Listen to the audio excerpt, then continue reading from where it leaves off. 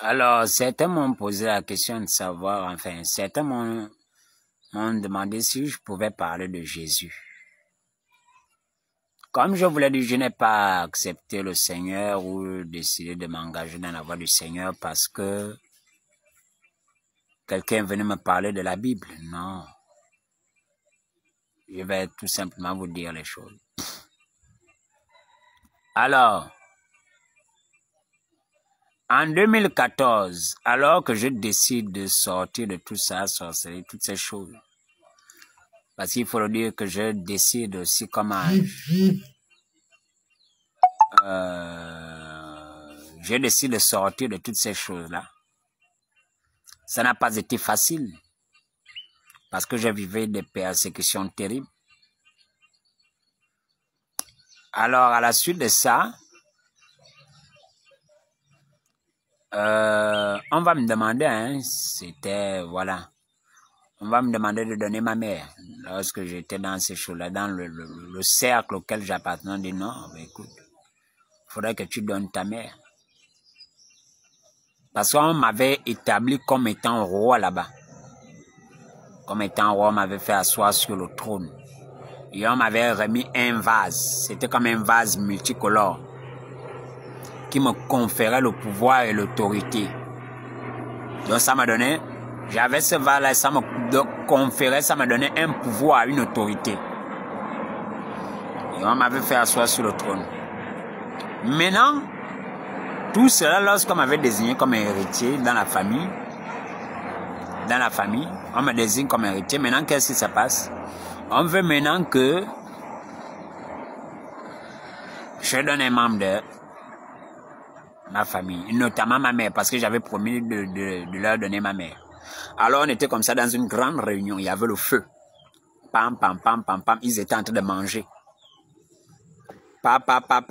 Après, c'est comme ça qu'un de mes oncles soulève le sujet.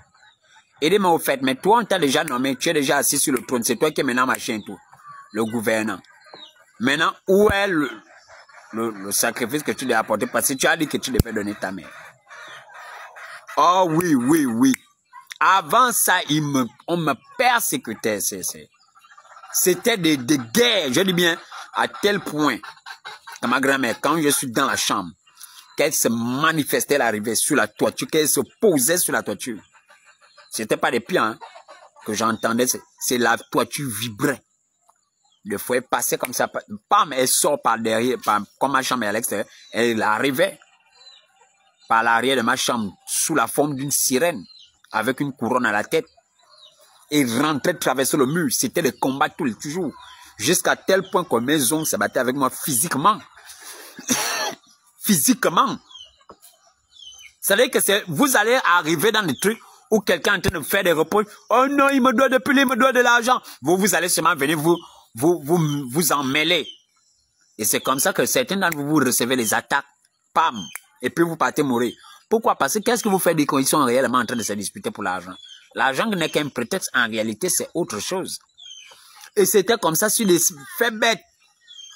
Je vous dis, on s'accrochait avec mes ongles. Bagarre physiquement. Hein. Poum, poum, poum, poum, poum. Pourquoi? Parce que l'instant, ils étaient en train de m'harceler à dire, le sacrifice là, je dois donner. À tel point, on termine de se battre comme ça, là, boum, quand il y a une part. C'est-à-dire qu'on ne met même pas 2-3 minutes. Un serpent apparaît dans ma chambre. Un serpent apparaît dans ma chambre. Il n'y a pas d'issue. Je récupère avec la machette quand je me retourne pour. Le serpent a disparu. Vous comprenez? Donc c'était la guerre comme ça. Jusqu'à un moment donné, on se retrouve à une autre réunion. Ils étaient tous là. Si j'étais là avec le vaille, bon. Toi, tu as déjà été nommé. Le sacrifice, c'est où? Je sens que non. Je les regarde, je dis non, non, non. Je ne vais donner personne chez moi. Quoi? Et quand c'est comme ça, donc tu nous défies, non. Je ne vais donner personne chez moi. Que ça soit ma mère, que ça soit ma petite soeur, mon petit frère, tout le monde, je ne vais donner personne chez moi. Parce qu'il faut le dire. Parce qu'il faut le dire. Lorsqu'il me mettait la pression comme ça et qu'il m'a harcelé, qu'est-ce qui s'était passé? C'est qu'à un moment donné, j'avais d'abord accepté. À tel point que j'avais d'abord accepté de sacrifier ma mère. Je m'avais comme ça, j'avais déposé mystiquement, je sors comme ça, j'ai rendu ma mère malade. À tel point qu'il lui restait 1 semaine et 3 jours à vivre après elle mourait. Elle ne marchait plus. C'est-à-dire, elle était simplement tombée malade comme ça, d'un coup, pam, elle ne marchait plus. Elle faisait tout sur place, elle ne mangeait plus, c'était fini pour elle. Se tenir debout, elle ne se tenait plus debout.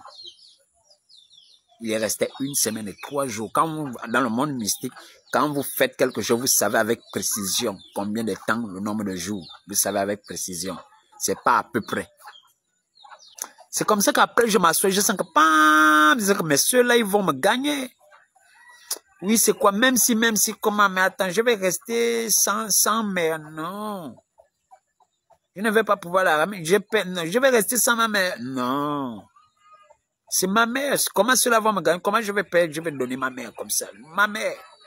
Et puis je reste comme ça sans ma mère. Non. Ils sentent que non. Vous voulez m'avoir?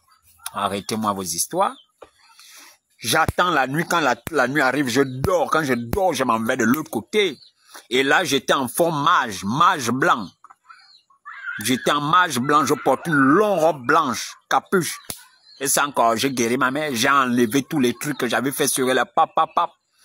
J'avais bien une maladie qu'elle était même censée guérir par rapport au traitement et tout ça, peut-être au moins même 2-3 mois. Elle a fait seulement 1 semaine. Elle s'est rétablie très vite, pum. Elle-même, elle n'a pas compris. Sans aller à l'hôpital, sans quoi que ça, alors qu'on s'est préparé qu'il fallait l'amener à l'hôpital. Moi, j'étais là, je savais de quoi elle souffrait. Elle avait guéri miracle. C'est allé très vite, pam. La semaine qui avait suivi, elle avait recommencé à aller au boulot. Elle-même, elle n'avait jamais compris. Alors que tous les jours, on partait vider ses besoins. Vous comprenez? Une fois que je la restaure comme ça, maintenant, pendant la réunion, sans que non, mais toi, ton sacrifice, tu as été, c'est toi qui es maintenant sur le trône, mais tu apportes ton sacrifice, non.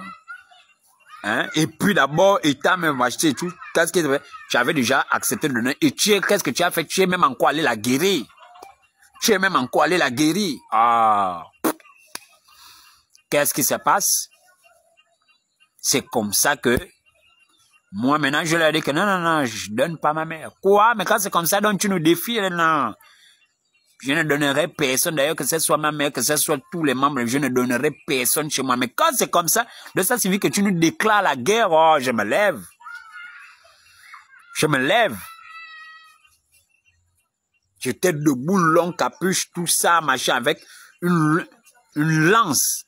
Il a dit que si c'est la guerre, on fera cette guerre. Si c'est la guerre, oh, tous se sont levés autour du feu pour commencer à venir vers moi. Il a dit que si c'est la guerre, on fera cette guerre. Et d'abord, c'est quand même dit que je ne donnerai aucun membre de ma famille. Et d'abord, comme c'est comme ça, je ne viens plus dans vos réunions. Oh, c'est encore, non? Donc tu vas voir. Donc tu vas voir, donc je partais même plus à leur truc maintenant.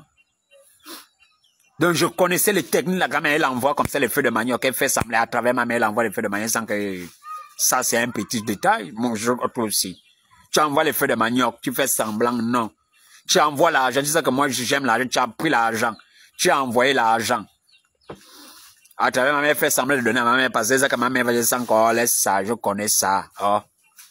Je ne parle plus, c'est comme ça que tous maintenant, créent maintenant la réunion que moi, ils doivent me mettre le choc, le péter là, non. Il a pris nos trucs, il a pris nos pouvoirs. Et dans ce pouvoir-là, j'avais, comme je l'ai dit, un vase multicolore. Et ce vase multicolore-là, ça me conférait l'autorité. Je marchais toujours avec ce vase-là. C'était un verre cassable. Multicolore. Donc ce vase-là me conférait l'autorité. Et avec un autre truc, qu'on m'avait donné un autre fétiche sur le plan mystique, ce fétiche-là me permettait de voir l'avenir.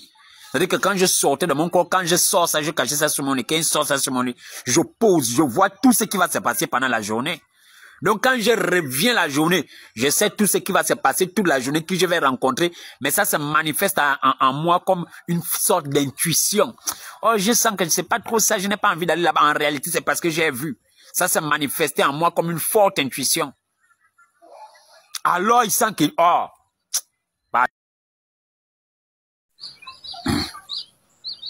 Alors, pourquoi Jésus, partie 2? Alors, qu'est-ce qui va donc se passer? J'avais donc ces deux choses. J'avais ce fétiche-là qui me conférait l'autorité ou le pouvoir, que ça soit dans ma famille ou autre. Ça me conférait l'autorité. Et ce fétiche-là. Et ce fétiche-là, c'était fait à base de feuilles de bananier et d'autres de trucs, de morceaux de chair, de trucs. Donc, je vais cacher ça sous l'eau. Ça, je gardais ça sous le lit. Et en même temps, ça servait d'arme. Ça servait d'arme. Alors, c'était sous le lit. Pam! C'était sous le lit. Donc, quand je dormais la nuit, quand je sors de mon corps, je tire ça sur le lit, je posais ça comme ça par terre, je m'asseyais, je regardais à l'intérieur. Quand je regardais, ça me révélait tout ce qui devait se passer la journée. Et maintenant, la journée, quand j'arrivais maintenant, dans mon corps, je me levais tôt le matin, ça se manifestait, tout ce que j'avais vu la nuit se manifestait en moi comme une intuition. Comme une intuition. Ou un pressentiment. Vous pouvez, par exemple, vous et moi, on peut être là ensemble, vous m'invitez peut-être ailleurs, et puis je sens juste que je ne dois pas aller là-bas. Oh non, mais pourquoi? Moi, ça ne me dit pas trop, ça ne me dit pas trop, ça ne me dit pas trop. Je ne vais pas vous suivre. Hein. Cette intuition-là domine. Je vais aller ailleurs. Quand je vais aller ailleurs, on va se m'entendre. Quand on mes soeurs sont partis, ils ont vu tel truc. Ah, moi, vous verrez que... Ah, mais oui, heureusement que toi, tu n'es pas parti. En réalité, c'est parce que j'ai vu tout ce qui allait se passer pendant la journée. Ah, maintenant, c'était la première chose. Alors, eux, ils voient comme c'est des noms. Le pétard ne peut pas se foutre de lui. On lui remet tous nos pouvoirs, tous nos objets sacrés. Hein? On le fait asseoir sur le trône. Il est censé donner un sacrifice. Maintenant, lui, il était surpris. Et maintenant, il renonce, il ne donne plus. Donc, tu vas voir ça. C'est comme ça que eux, maintenant, ils me travaillent un sida. Ils me travaillent maintenant le VIH sida. Ils me dosent ça. J'ai le papier là. Hein. J'ai toujours gardé ça. Hein, comme preuve de ce que Jésus-Christ a fait pour moi. Alors, ils me collent le VIH sida. Mystiquement parlant. Mystiquement pardon. Donc, on part à l'hôpital. Je vous dis que j'étais moribond. C'était fini pour moi. Je vais aller à l'hôpital quand c'est ma mère qui va me porter sur le dos.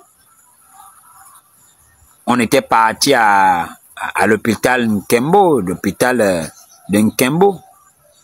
Alors, on fait tous les examens, on arrive jusqu'aux examens de sang, on dit non, il est malade du sida. La première fois, j'étais parti seul, comme ça, je me traînais. Je devais prendre les résultats, on m'a dit non, je dois venir avec un parent. Mais pourquoi ça? Pourtant, j'ai l'habitude de ça. Pourquoi je dis un parent? Je dis, j'étais fini. Quand vous me voyez, vous sentez que lui là, juste le vent, un petit vent qui passe et ça l'éteint. Je vais donc venir avec ma mère qui va me porter tout ça. Alors, c'est un psychologue qui va nous recevoir. Pour dire que bon, voilà, essayer de m'apprêter psychologiquement avant de pouvoir nous donner la nouvelle. Alors, après parler, il va donc me dire, voici monsieur, voilà madame, séropositif au VIH-Sida. Il faut bien me suivre. Pendant qu'il me dit ça, vous comprenez? C'est pourquoi je dis, hein, les gens ne connaissent pas qui est Jésus. N'avez pas idée. Ça n'a rien à y voir. Le type là, il n'a rien à y voir avec ce que vous prêchez dans l'église. Dans les églises, c'est faux. C'est-à-dire qu'il est tellement mystère, vous ne connaissez pas. Je dis bien, j'étais plein dans ma sorcellerie. Je dis bien, la voix m'a parlé depuis l'intérieur, pas une voix audible. Et cette voix-là, pendant que je cherchais la tristesse par rapport à la nouvelle, cette voix-là, petite voix, indescriptible, mais pacifique, me maintenait comme ça. À tel point que la tristesse, aucune tristesse ne parvenait à pénétrer en moi. Et cette voix-là mettait en moi une foi ferme, une conviction que j'allais en guérir. Je ne sais pas comment. C'était pas naturel à dire que ça venait de moi. Et cette voix-là me disait, ne sois pas triste. Hein, je vais te guérir. Vois cette maladie comme si ce n'était qu'une petite fièvre passagère. Je vais te guérir.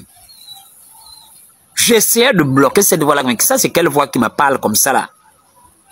Ça, c'est quelle voix? Je dis bien, aucun homme de Dieu m'a imposé les mains pour dire que c'est à la suite de cela que non. La voix me le disait, je vais te guérir. Ne sois pas triste. Vois cette maladie comme si ce n'était qu'une simple fièvre qui va durer quelques jours. Je vais te guérir. Vous comprenez? Tous les membres de ma famille, jusqu'à les parents, tout cela, étaient contents disant que oui, je vais mourir. Oh oui, je vais mourir. Oh oui, je vais mourir. Lorsque je m'étais rétabli, tous étaient surpris. Tout le quartier, je dis bien tout le monde, se disait que lui là, moi je partais. Je m'étais rétabli. De un. De deux. Dans ce que je vais décider de sortir dans les séances de culte, j'ai été dans les églises. Dans ces églises-là, qu'est-ce qu'on me disait? Je partais exposer alors que j'étais vraiment sincère. À cause de ma situation, à cause des liens mystiques, on va d'abord remettre ma sincérité, tout cela en question. Ce qu'on me dira surtout, c'est de toujours venir à l'église, de surtout écouter la parole, etc. Surtout venir à l'église, écouter la parole, etc. On va prier pour toi. Ils n'ont jamais prié pour moi. J'ai fait longtemps là-bas. J'ai fait longtemps là-bas. Donc, ce qui fait que j'étais délaissé, on me disait juste de prier, de lire la Bible, de toujours venir écouter la parole. Et il me disait que la délivrance, c'est la parole. La véritable délivrance, c'est lorsque le Seigneur Jésus-Christ change ton cœur au travers de la parole, devenu une nouvelle personne. Je ne dis pas le contraire, c'est exact. Parce que la délivrance, ce n'est pas d'abord prier pour tout, c'est lorsque le Seigneur opère son miracle à l'intérieur de votre cœur et change votre cœur. Oui, c'est ça la délivrance. Mais le Seigneur priait aussi les gens. Il donnait la parole et il priait. Il ne faisait pas l'une, il laissait l'autre. Donc, il me laissait dedans. J'étais avec tous mes esprits là. Tous ces esprits. J'étais seul. Eux, ils me laissaient comme ça. À tel point que l'esprit de folie commençait à m'emporter. J'avais des cheveux en pétard. J'avais des ongles qui poussaient. Je commençais à m'isoler partout dans les rues. Partout. Même sous le soleil, vous pouvez me voir là. Assis sous le soleil. Si je sortais tôt, peut-être à 8h, 9h, je restais là peut-être jusqu'à 24h, 1h du matin. Si je rentrais en milieu de journée, c'est peut-être si on avait préparé le riz sec à la maison. Je partais, je mangeais. Après manger le riz, je ressortais. Je restais dans les rues. Jusqu'à 24h, 1h du matin, assis à la même place. Les gens passaient mon foyer, même sous le grand soleil, même sous les petites rosées, j'étais là. Je ne bougeais pas, l'esprit de folie commençait à m'emporter. Et le Seigneur va me faire grâce, je dis bien sans les prières de qui que ce soit, d'en sortir. D'en sortir. Là où on mettait les personnes qui m'ont le plus condamné, ce sont les chrétiens. Les personnes qui m'ont le plus rejeté, ce sont les chrétiens. C'est pourquoi quand vous me dites de parler de... J'ai souvent très mal, souvent des larmes aux yeux. Parce que le Jésus, qu'est-ce qui s'est manifesté à moi? Et celui qu'on décrit dans les églises, c'est pas la même chose. C'est pas le même. Vous pouvez écouter quelqu'un qui prêche bien la parole, quelqu'un qui fait machin et tout, mais sa manière de recevoir des gens, d'accepter, non, c'est pas la même. J'ai été victime de rejet, on me chassait dans les églises. Personne ne m'acceptait. Mais le Seigneur est resté avec moi jusqu'au bout. C'est pourquoi en même temps ça m'a rempli d'humilité, ça m'a amené à ne pas juger les gens. Je ne sais rien de la destinée de quelqu'un. J'ai appris beaucoup de choses. Que Dieu a une considération particulière pour l'homme.